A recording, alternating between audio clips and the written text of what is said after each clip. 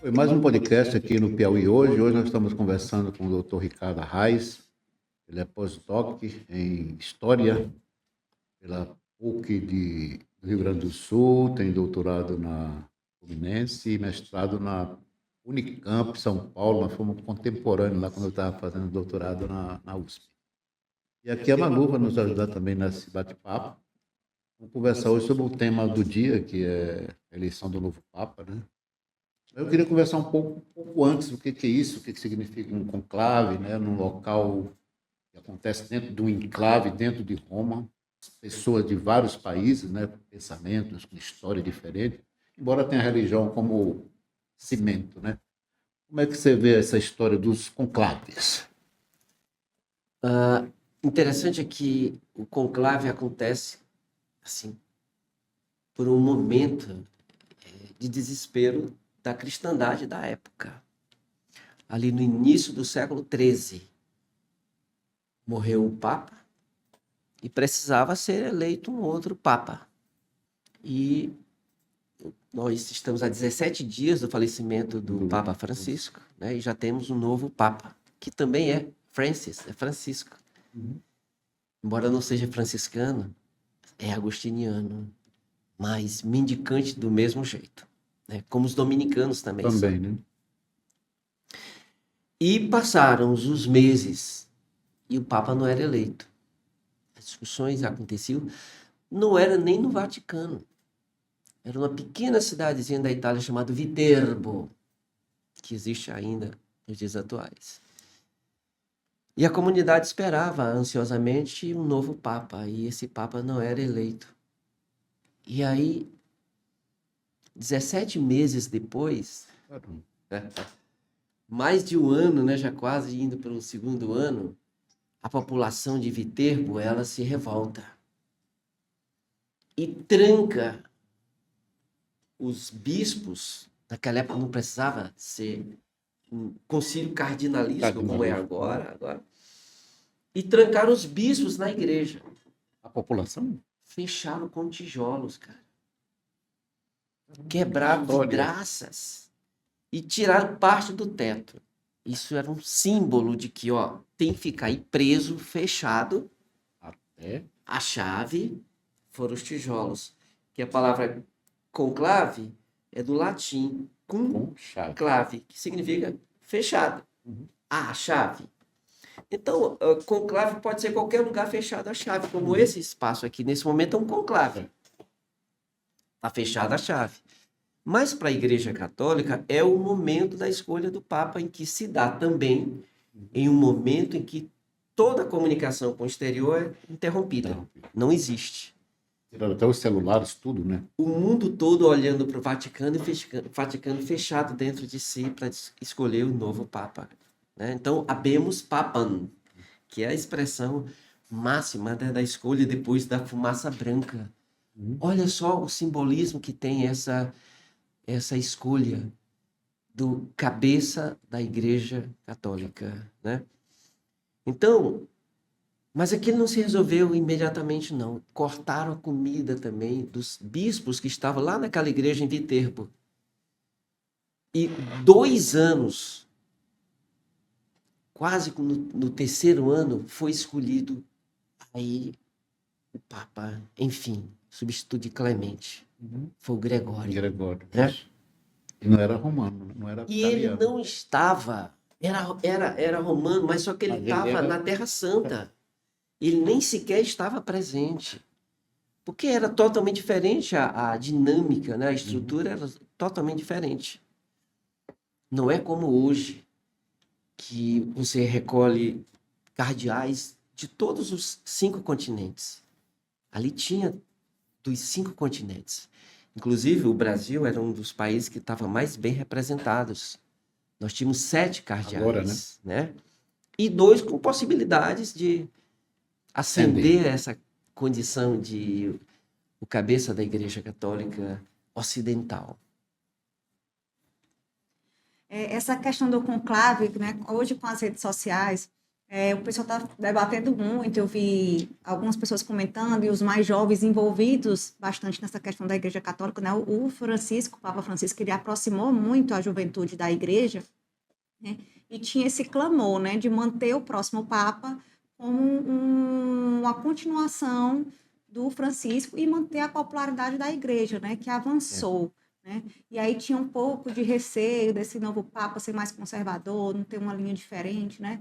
E eu vou até trazer uma brincadeira que eu vejo nas redes sociais, o pessoal dizendo assim, que o conclave devia ter um pay-per-view, porque estava todo mundo muito ansioso para saber e queria acompanhar como é que isso acontecia de portas fechadas. Você trouxe, inclusive, até uma explicação excelente para o termo do conclave, para entender como se iniciou esse processo de escolha do Papa. Né? Essa é a terceira vez seguida que aconteceu em 2 dias, diferente do primeiro aí, que durou quase 2 anos, né?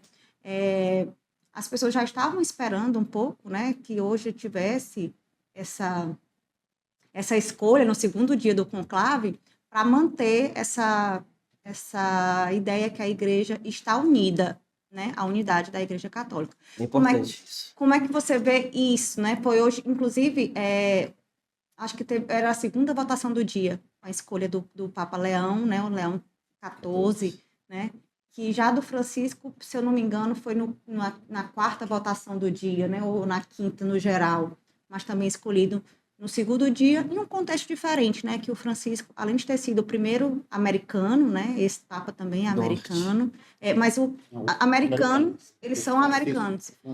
Ele era sul-latino-americano, né, o Francisco quebrou muitos, né, além de ser americano, ainda foi o primeiro Papa a assumir após uma renúncia, né. Aí eu queria que você falasse um pouco sobre isso, trazendo esse resgate da transição do Bento para o Francisco e agora do Francisco para o Leão. Malu, muitas perguntas, né? Mas eu vou tentar, no tempo que a gente tem, ser breve e tentar responder a todas. Nos primeiros 1.200 anos, olha, é muito tempo, né? É mais tempo que a história do Brasil. Nos primeiros 1.200 anos não tinha esse tipo de escolha. A comunidade se envolvia, apresentava o nome, os bispos analisavam, escolhia o Papa. E eles usavam o próprio nome, né? Nome de batismo. Então, se fosse assim, nós teríamos hoje o Papa Robert. Não tem nenhum. Não tem um Papa Robert, né? Mas tem Francis, né? Agora já vai ter o Bento já foi o 14º, né? E o Bento... O Bento foi o 16º, o Leão é que é o 14º. Porque teve um... É porque teve um que ele teve... Ele passou... Ele esteve 3 vezes como Papa, né? Então, por conta disso, a conta, às vezes, não fecha, não bate. Fecha, né? Porque ele chegou, inclusive, a vender esse o título. Olha, você consegue lembrar qual é o Papa agora? É o 200 e... Qual é o número dele, assim? Quanto nós já tivemos antes desse de hoje? Vou até dar uma Parece pesquisada. Parece que é 269. 269, né? Acho que é isso. 269. Então, nesses primeiros 1.200 anos, acontecia assim, a comunidade apresentava um nome bom, né? Os bispos analisavam. Geralmente eram italianos? Todos italianos. Inclusive o primeiro Papa. Só tiveram 12 papas fora de Roma. Teve três africanos. E teve também árabes, daquele mundo ali, Oriente Médio. O primeiro, na verdade, ele era palestino. Se chamava Simão. Que Jesus Cristo mudou o nome dele. Para que foi o Pedro. Pedro, tu és pedra em cima da tua pedra, da tua laje, né? Edificarei minha igreja. O que você fechar na terra, fecha no céu. O que fechar no céu, fecha na terra. Daí ele ser o responsável pela chave, né? Pedro. E os muito primeiros papas, eles tinham o próprio nome. Olha só, pra você ter uma ideia. O último papa italiano foi Albino Luciani. Albino Luciani. E o Albino Luciani é o último papa italiano e o primeiro que vai homenagear 2 outros papas. João Paulo. O João 23, que seria agora esse, o João 24, 24, e o Paulo VI. Então ele pega o João e o Paulo, 2 da sequência, porque o remanescente da Segunda Guerra era o Pio XII, né? Bem, então o último papa italiano, até tem todos italianos, né? Com uma outra brechazinha para um italiano, um palestino. Mas o Pedro passa a ser considerado italiano. Porque naquele momento vivia-se sob o Império Romano, naquela região do Oriente Médio. A Terra Santa era romana. Então considera-se o Pedro como também um romano. E teve, depois do século XII até o século XIV, a influência das famílias ricas. As famílias ricas que chegavam e diziam: você vai ser o indicado da minha família para ser o próximo Papa. Mas aí tem uma coisa muito antes ainda que acontece, John. Você é um conhecedor também da história política. O coroamento de Charlemagne, Carlos Magno, lá na Basílica de São Pedro. O Papa coloca a coroa na cabeça dele. Isso aí é muito simbólico, porque significa o poder temporal junto com o espiritual, que quebrou-se, especialmente depois que as repúblicas se estabelecem na Europa, né? O império cai e surge a república. E aí, a Constituição exige republicana, separação Estado da Igreja. Então, nos dias atuais, não só o Papa Francisco, mas o antecessor dele, antes do Ratzinger, que foi Bento XVI, João Paulo II. Então, João Paulo II teve um problema que foi o longo mandato dele, né? O longo pontificado. E algumas coisas terminaram sendo esquecidas, mas João Paulo II tenta trazer, sim, a juventude para dentro da igreja, né? Isso começou mesmo. O Papa Francisco... Pop, né? Que o Paulo II teve até essa canção, né? No rock Isso, nacional. para você ver. E o Papa era pop, Pop, tentou o Papa, ser... isso. Tentaram matá-lo também, né? Teve essa questão. Sofreu um atentado dentro do Vaticano, porque ele estava dentro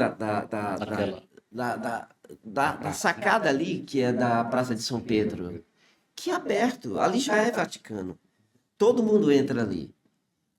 Para o museu onde está a Capela Sistina, onde se escolhe os papas, né? Aí você também paga. Falou de muita polêmica, de muita política nos conclaves. E tivemos um filme agora recente que mostra isso de forma muito forte, inclusive reações de várias...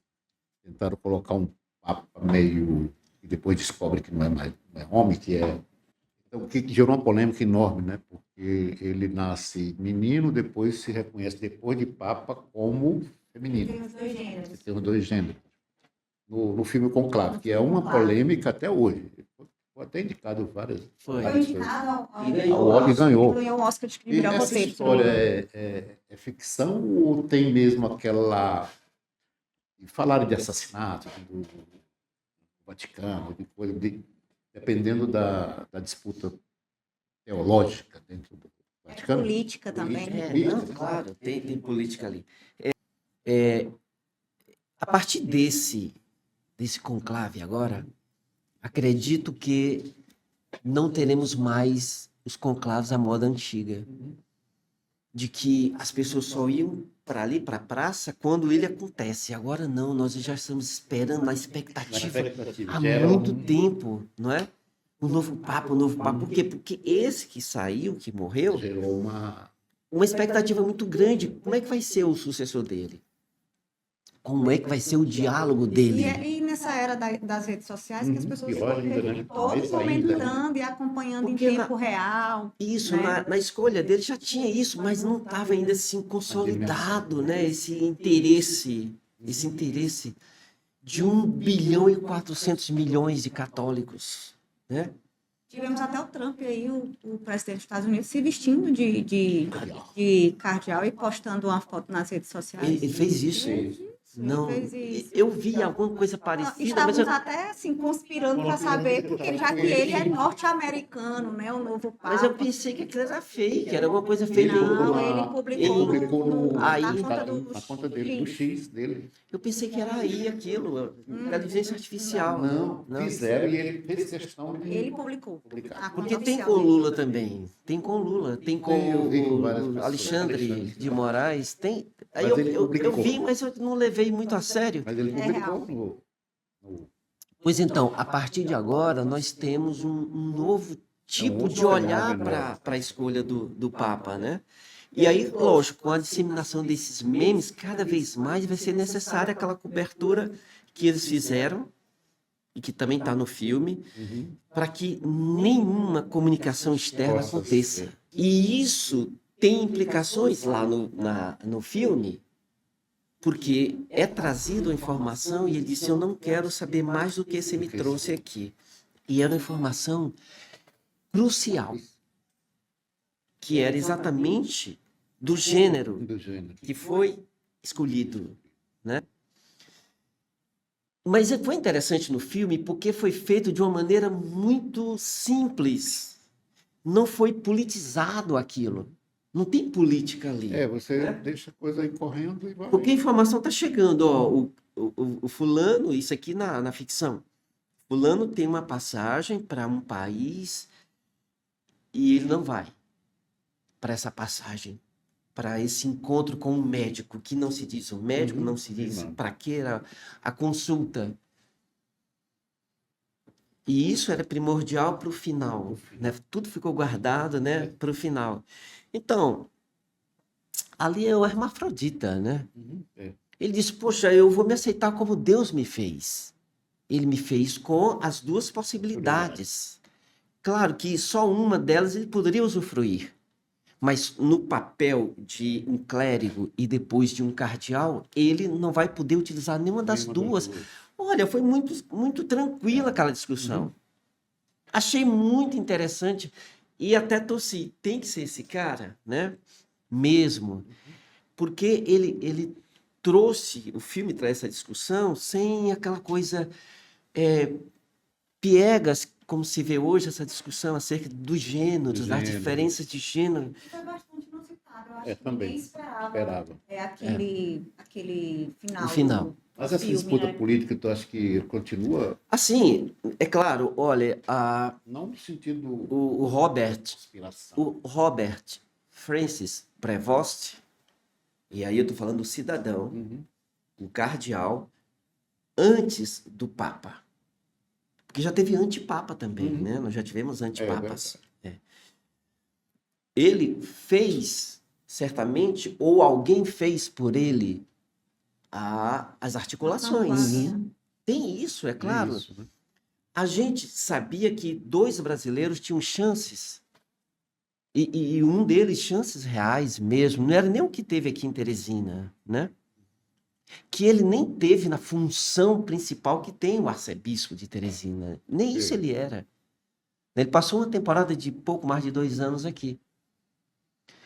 Mas como bebeu a água do rio Parnaíba, aqui nós temos essa característica. Olha só, o nosso arcebispo que sai de Teresina faz uma transformação maravilhosa, uma evangelização fantástica e vai para a Bahia, ser o arcebispo primaz do Brasil, Dom Avelar. Depois teve José Freire Falcão, A mesma coisa. que saiu daqui e foi para Brasília. Depois teve o Sérgio, que foi para Brasília também, né? E presidiu a CNBB. Né? Então, veja, os que passam por aqui têm assim, uma catapultagem assim, perfeita, né? A função evangelizadora de Dom Avelar é assim, primordial. Ele cria uma rádio. A Rádio Pioneira é fundada por ele e tem uma função social, não só religiosa, uma função social imensa, né, para o Piauí. Tema, inclusive, de trabalhos de final de curso, do curso de História, não é nem do curso de Comunicação Social. A Rádio Pioneira e essa evangelização, a educação eclesial de base, né, já foi estudada aqui pela universidade, em trabalhos de final de curso do curso de História. Né? Inclusive, eu orientei um deles. Né? Então, voltando para os dias atuais, né? Então, a eleição do Prevost, ela, com certeza, ela passou por esse crivo da política. Agora, há um bom combate, como todo mundo pede, né? Que seja um combate republicano. Os acordos ocorreram, e aí a gente não pode dizer os conchavos, as campanhas, isso aconteceu lá dentro, com certeza. Ainda Prevost, agora Leão XIV, né? E é interessante que para a mídia não foi um nome tão... Não era o que estava sendo... Não era a aposta, né? Não era um cavalo premiado, foi quase uma zebra, né? Ele estava lá nos menos. E acabou se tornando no segundo dia aí de conclave. E para isso, Malu, concorrem muito as benditas ou malditas casas de apostas. Que não tem nada a ver com a escolha. Nada. Né? Termina fritando. Frita uns. Então, quem apostou nele, uma hora dessa pode estar rico, né? Nem conhece o cara, mas viu, tá ali, ó, esse aqui tá bom para concorrer, porque ele é um menos disputado, pouco conhecido. Norte-americano. Vamos apostar que isso possa aproximar inclusive, os Estados Unidos. Mas aí, olha só, os Estados Unidos não são um país católico. E ele faz o último, eu estava vendo aqui na internet, que o último post dele, publicação nas redes sociais, ele faz uma crítica ao Trump, né? E a questão da imigração, da deportação. Ele faz ele é antitrumpista, né? E também diz que um homem bem forte. Foi há menos de um mês atrás, a última publicação dele. É interessante como eles também hoje são ativos ali nas redes sociais, né? O Trump, ele, assim, atua muito preponderantemente para catapultar as pessoas. Olha só aquela bispa, ela fez um discurso, ele estava lá, ele começava a balançar a cabeça, negando o que ela estava falando, né? E ao sair do culto, ele disse que ela poderia ter feito um discurso melhor, e aquilo, todo mundo quis saber que discurso foi aquela que ela fez, aquela bispa fez. Né? Aquilo rodou o mundo. No dia seguinte, ela deu entrevista para tudo que foi canal de televisão. E assim, essas bobagens que ele vai fazendo, que ele vai falando, termina fazendo com que seja um tiro no pé que ele comete, né? Um grande tiro no pé, catapultando pessoas que estavam simplesmente ali fazendo o trabalho dela. E a imigração, tem uma frase do Papa Francisco que era exatamente de construir pontes e não edificar muros, que é o que os Estados Unidos fazem. E é isso que o Trump está fazendo. Mas ele faz isso não é só criando, de fato, uma barreira física com o México, para evitar que os latinos entrem ali. É também uma barreira econômica e que é, do ponto de vista capitalista, anticapitalismo. O Papa novo, né, o novo Papa, o Leão XIV, ele é agostiniano, né, ele segue essa linha agostiniana. E aí eu queria que você fizesse uma avaliação a partir dessa linha que ele se apresenta, né? O que a gente pode esperar, né, a partir daí dos ensinamentos de Santo Agostinho, o que a gente pode esperar aí desse novo papado? Agostinho era africano, não era europeu. Ele era Tagaste, ali no norte da África. Né? E o Agostinho, ele experienciou várias religiões antes de se converter ao cristianismo. Ele se converte. ao cristianismo. E eu gosto de brincar lá com os meus alunos, citando uma frase de Agostinho, porque ele tinha filho, né? E o filho dele também se transformou em santo depois.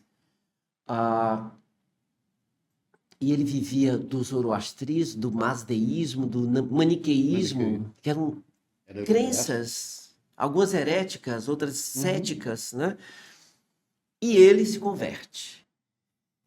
E aí tem a frase famosa: Senhor, faz-me casto, mas ainda não. Aí eu brinco, deveria ser uma sexta-feira e ele queria aproveitar ainda o fim de semana prolongado. A gente não promete que vai entrar na academia na segunda? E não vai. Na segunda eu me transformo em casto. Mas o Agostinho se transforma no maior padre da Igreja Católica. Insuperável. Escreve uma obra apologética maravilhosa, linda, de 23 livros, chamada Civitas Dei, Cidade de Deus. Merece ser lida, porque não é um livro apenas de religião, de filosofia teológica, é de filosofia política, porque ele faz uma crítica à República Romana e diz: não tem república em Roma, na cara do Cipião, que era o imperador. Cícero diz que para ser república tem que ter direito, tem que ter justiça. Não tem justiça, não tem direito. Então não existiu, nunca existiu justiça. Então, o Papa Leão XIV, ele vai dar esse prosseguimento à obra franciscana de Francisco. O Papa, no sentido de trazer os mais pobres para ser atendido de fato, para que se ponha um fim às guerras. É uma pena que as vozes do Vaticano, elas não ecoem como deveria ecoar na ONU. E aí, para acabar com as guerras, para acabar com as diferenças, para acolher... implantou uma semente. Sim, e era inclusive essa foi uma pergunta que você fez, Malu, acerca da possibilidade do próximo Papa. Criou-se essa expectativa, como é que vai ser? Veio um progressista, será que vai vir um conservador na sequência? Era a grande pergunta, né? Que era uma especulação, e que não era especulação qualquer, não. Porque Francisco não era uma unanimidade.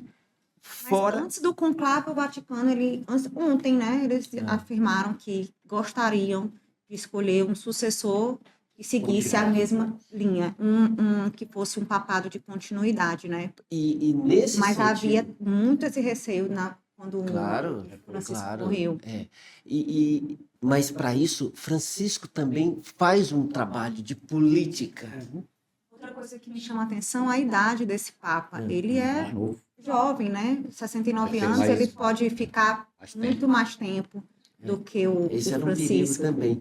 E é um perigo também para a Santa Sé, que não está mais vacante, né? Não é mais sé vacante, agora é uma sé ocupada, né? Veja, com 69 anos, ele vai ter uma responsabilidade imensa e o poder envelhece. 69 pode parecer uma idade nova, por conta do etarismo nos dias de hoje. O 69 é um menino ainda, né? Mas o João Paulo II foi eleito mais jovem ainda, e o papado foi longo. Mas no fim, quando a doença chega, olha só o Francisco. Muito rápido. Aquele cara que andava, que entrava no meio da multidão para pegar as crianças, para tocar nas pessoas. Aquela pessoa não existia mais. Um papa de cadeira de rodas era algo assim impensável, né? Depois ele na cama e depois no último dia, para mim, todo mundo esperava a morte dele, mas depois que vimos ele ali naquele domingo, porque o Papa, todos os papas aparecem no domingo e na quarta. Quem quiser ver o Papa, domingo e quarta-feira, meio-dia, ele aparece lá na sacada. Então, a esperança é de que, de fato, ele dê essa continuidade, né? De uma proximidade com os mais pobres, com os despossuídos, de trazer a juventude que estava lá dando apoio, né? Esperando o próximo Papa e torcendo para que fosse um Papa jovem e um Papa que acolhesse a todos, né? E a todas, né? do ponto de vista aí de trazer todo mundo para a igreja, de caminhar juntos, que está lá no discurso dele também. Caminhar todos juntos. E aí, caminhar junto, por exemplo, pode ser fazer com que as nações andem juntas. Porque já se passou do tempo de matar tantos palestinos e tantos ucranianos. A voz do Papa Francisco e a voz desse atual, a gente espera que sejam ouvidas, porque já carece dessa audição dessas vozes religiosas. Para esclarecer aqui, que você deu uma aula aí sobre teológica e também sobre essa dinâmica do papado, né? Agradecer a sua vinda aqui, né? Estamos devendo um debate sobre política, oligarquia, poder e essas coisas. Mas depois fica para outro tempo aí. É isso, obrigada, doutor, pela sua presença aqui. Foi bastante esclarecedora, me trouxe até muitas informações, curiosidades, que acho que todo mundo tem vontade de saber um pouco mais, né? Esses mistérios da igreja, da fé, né? Os bastidores, de como acontece aí o conclave, e aí é que a gente vai esperar o novo Papa, que a gente espera que seja um bom papado, né? Estamos sempre à disposição de vocês. Obrigada.